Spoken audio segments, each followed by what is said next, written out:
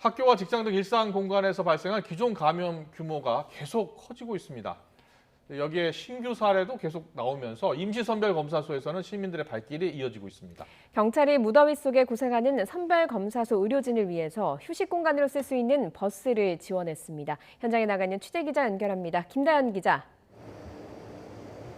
네, 안양역 임시선별검사소 앞에 나와 있습니다. 네, 뒤에 있는 경찰 버스가 휴식 공간으로 사용된다는 겁니까? 네, 어제 이곳 안양역과 삼덕공원 임시선별검사소에 경찰 버스가 배치됐습니다. 무더위 속 고생하는 의료진과 종사자를 위한 이른바 휴식 버스인 셈인데요. 점심시간이나 교대 시간을 짬짬이 이용해서 더위를 식히는 모습 볼 수 있었습니다. 이곳은 공간이 여의치 않아서 컨테이너 같은 임시 휴게시설 설치가 어려웠던 것으로 알려졌습니다.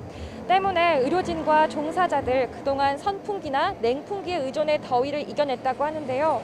당분간은 이곳 버스 안에서 잠시나마 더위를 피할 수 있게 됐습니다. 시청 측에서도 고마움을 나타냈는데요. 같이 들어보시겠습니다. 폭염 속에서도 수고하시는 우리 의료진들 또 직원 여러분들의 고생이 많습니다. 또 우리는 물 뿌리기라든지 또 이렇게 그늘막 설치했으면 이건 일시적인 현상이고 직원 여러분들이 의료진 여러분들이 잠시나마 휴식할 수 있는 공간이 마련되어 있어서는 정말 감사하지 않을 수 없습니다. 매연 탓에 지나다니는 사람이 불편하지 않을까 걱정이실 텐데요. 경찰청은 시동을 걸지 않고도 냉방이 가능한 수소 전기버스를 투입했다고 설명했습니다. 또 질병관리청과 지방자치단체 요청이 있으면 자체 업무 수행에 지장이 없는 범위에서 경찰 버스를 추가 지원한다는 방침입니다. 오늘도 검사량이 많을 것으로 예상되는데 현장 상황은 어떻습니까? 네, 뚜약볕 때도 정말 많은 분들이 검사를 받으러 오셨습니다. 4차 유행 전후로 이곳 검사 건수는 2배 정도 늘어서 하루에 400건 정도 소화하고 있다고 하는데요. 집단 감염 확산세도 좀처럼 꺾이지 않고 있습니다. 우선 지난 21일 첫 확진자가 나온 서울 동작구 중학교 축구부와 관련해서는 누적 확진자가 17명으로 집계됐습니다. 역학조사 결과 이 운동부는 훈련 시 일부 마스크 착용이 미흡했던 것으로 파악됐습니다.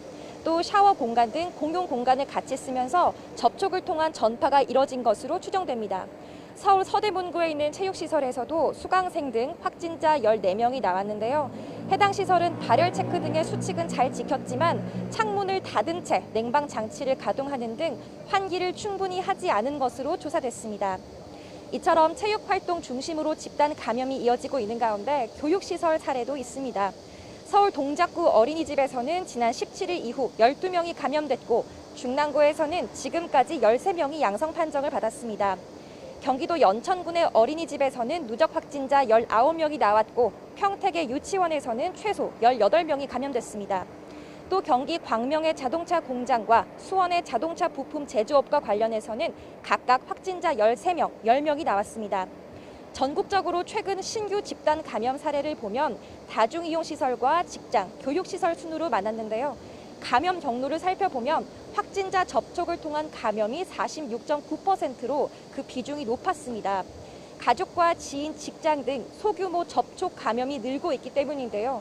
언제 어디서 감염됐는지 알지 못하는 확진자 비중은 29.4%로 나타났습니다. 방역당국은 증상이 있는데도 외출을 하거나 밀접, 밀집, 밀폐된 공간에 장시간 체류하는 것을 집단 감염의 주요 요인으로 보고 있습니다. 지금까지 안양역 임시선별검사소 앞에서 YTN 김다연입니다.